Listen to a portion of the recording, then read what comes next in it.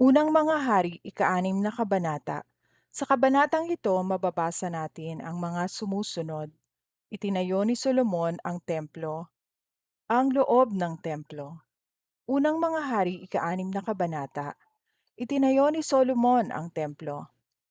480 taon makalipas na ang Israel ay umalis sa Ehipto, ng ikalawang buwan ng ika-4 na taon ng paghahari ni Solomon, sinimulan ni Solomon ang pagtatayo ng templo. Ang templong ipinagawa ni Solomon para kay Yahweh ay 27 metro ang haba, 9 metro ang luwang at 13.5 metro ang taas.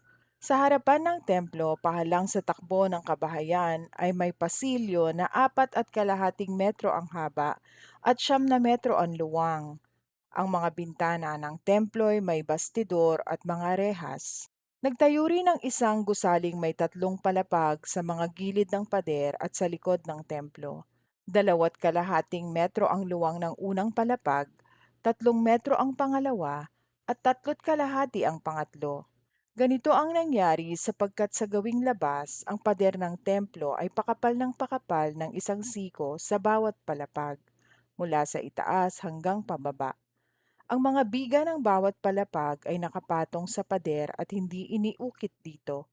Tinabas na sa lugar na pinagtibagan ang mga batong ginamit sa templo, kaya't walang narinig na pukpok ng martilyo, palakol o anumang kasangkapang bakal habang ginagawa ang templo. Nasa kanang sulok ng templo ang pintuang papasok sa unang palapag. Buhat naman dito'y may paikot na hagdang paakyat sa ikalawang palapag at gayon din buhat sa ikalawa paakyat sa ikatlo. Nang maitayo na ni Solomon ang mga pader ng templo, binubungan ito at nilagyan ng kisame na ipinako sa mga pahalang na posteng sedar. 2.5 metro ang taas ng bawat palapag ng gusaling karugtong ng gilid ng templo. Bawat palapag ay nakakabit sa kabahayan sa pamamagitan ng mga bigang sedar. Sinabi ni Yahweh kay Solomon, "Kung susundin mo ang aking mga utos at tutuparin ang aking mga tagubilin, tutuparin ko ang aking pangako sa iyong amang si David. Maninirahan akong kasama ng sambayan ng Israel sa pamamagitan ng templong ito na iyong itinatayo, at hindi ko pababayaan ang aking bayang Israel." At tinapos nga ni Solomon ang pagpapagawa sa templo. Ang loob ng templo. Binalot niya ng tabla ang loob niyon, tablang sedar ang inilapat sa pader buhat sa sahig, hanggang sa kisame at tablang sipres naman ang inilatag na sahig. Diningdingan niya ang 9 metro mula sa silid sa kaloob-looban ng templo na tinatawag na Dakong Kabanal-Banalan. Ang lugar na ito'y nilapatan ng tablang sedar mula sa sahig hanggang sa kisame. Ang 18 metrong natira matapos dingdingan ang dakong kabanal-banalan ay tinawag namang dakong banal. May ukit na mga nakabukang bulaklak at mga tapayan ang tablang sedar na ibinalot sa pader ng templo. Ang dakong kabanal-banalan na siyang kaloob-looban ng templo ay inihanda niya upang paglagyan ng kaba ng tipan. 9 metro ang haba, ang luwang at ang taas ng dakong kabanal-banalan, at ito'y binalot niya ng lantay na ginto. Sa harap ng dakong kabanal-banalan, nagtayo siya ng isang altar na yari sa tablang sedar, at ito'y binalot din niya ng lantay na ginto. Binalot din ni Solomon ng lantay na ginto ang buong loob ng templo, pati ang altar sa dakong kabanal-banalan.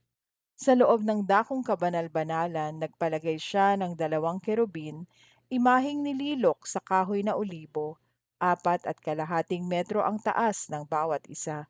Kulang sa 2.5 metro ang haba ng bawat pakpak, kaya't 4.5 metro ang sukat ng mga pakpak buhat sa magkabilang dulo. 4.5 metro rin ang sukat ng pangalawang kerubin, iisa ang sukat at hugis ng dalawa. 4.5 metro rin ang taas ng bawat kerubin.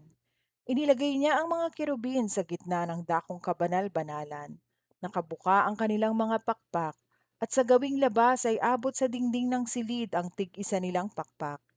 Sa gawing loob naman, ang mga dulo ng tag-isa nilang pakpak ay nagtagpo sa gitna ng silid. Balot din ng gintong lantay ang dalawang kerubin. Ang buong dingding ng templo maging sa dakong kabanal-banalan at sa dakong banal ay may ukit na mga kerubin, punong palma at mga bulaklak. Ang sahig ng templo mula sa dakong kabanal-banalan hanggang sa dakong banal ay may balot na gintong lantay. May 5 sulok ang pinto ng dakong kabanal-banalan at kahoy na olibo ang mga hamba niyon. Tablang olibo rin ang dalawang pangsara at may ukit itong imahe ng mga kerubin, punong palma at mga bulaklak. Ang mga pangsaray may kalupkop na gintong kapit na kapit sa mga nakaukit na larawan. Parihaba naman ang pintuan ng dakong banal. Kahoy na olibo ang mga hamba ng pintong iyon at tablang sipres naman ang mga pinto.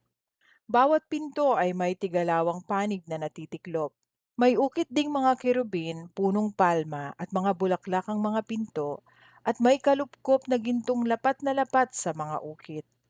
Ang bulwagang panloob sa harap ng templo ay binakuran ni Solomon ng pader na may 3 hanay ng batong tinabas at 1 hanay na bigang sedar.